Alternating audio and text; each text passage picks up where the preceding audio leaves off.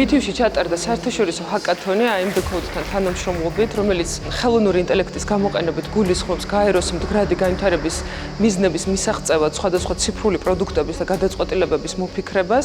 აღნიშნული ჰაკათონი განკუთვნილი იყო გოგონებისთვის და ქალებისთვის, ყავდნენ მონაწილეები ქვეყნის სხვადასხვა რეგიონებიდან და გამარჯვებული არის 5 ფინალისტი, რომლებიც სხვადასხვა პრიზებით დაჯილდოვდნენ, მაგრამ ყველაზე მნიშვნელოვანი ჯილდო, რაც მათ მიიღეს, არის შესაძლებლობა, რომ სექტემბერში გაეროს გენერალურ ასამბლეაზე ნიუ-იორკში მათი სტარტაპ იდეები წარდგენილი იქნება ფართო აუდიტორიის წინაშე და ეს არის პირველი პრეცედენტი, როდესაც საქართველოდან მდგრადი განვითარების მიზნების მისაღწევად შექმნილი სტარტაპები და სტარტაპ იდეები წარდგენილი არის გაეროს სათვალო ოფისში.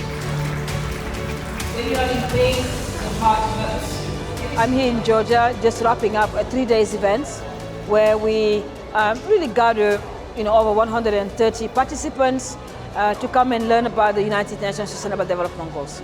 And we wanted to link them to AI because, as you know, it's the world of AI. And my goal was really to see how we can link them together. And I think we achieved that mission. Of course, the girls are smart, very determined, very passionate. But I think what we have done is insert some ideas. And when you insert ideas in the mind of young people who are already smart, you'll see magic. So we are very proud that AIMD Code to partner with BTU. Also now, as of today, like I said, young girls will now combine AI and SDGs. And I have a very big hope for Georgia. We're going to continue, of course, mentoring them, giving them access to the AIMD Code platform. And I'm really hoping that some people will invest in these businesses. And this will help the GDP of Georgia. It will bring visibility to Georgia. It will bring I would say credibility to Georgia and profitability, and that's what I think is going to happen.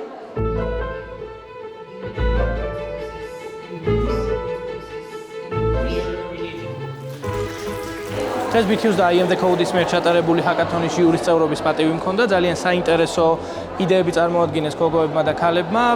ბევრი პროექტი, ბევრი იდეა იყო განათლებასთან დაკავშირებით, ასევე გაეროს მდგრადი განვითარების სხვა მიზნებთან დაკავშირებით, მაგრამ ყველას აერთიანებდა ის, რომ გოგოების, ქალების პერსონალურ გამოცდილებებზე იყო დაფუძნებული და ეს ძალიან საინტერესო აღმოჩნდა. გამარჯვებული გუნდებიც ძირითადად ტოპ 5 გუნდი განათლებას ეხებოდა, მათი იდეები და გადაწყვეტები და ესეც აჩვენებს, რამდენად მნიშვნელოვანი პრობლემაა განათლება საქართველოში. გამარჯვებული გუნდი ძალიან საინტერესო, რეალისტური იდეით წარდგა და მე მათ წარმატებას ვუსურვებ, ისე როგორც ყველა გუნდს, საქართველოს ხელოვნური ინტელექტის ასოციაცია მხარს დაუჭერს AIMD Code-საც, BTU-საც და ხელოვნური ინტელექტის მიმართულებით ყველა საინტერესო ინიციატივას, რომელიც საქართველოში დაიწყება.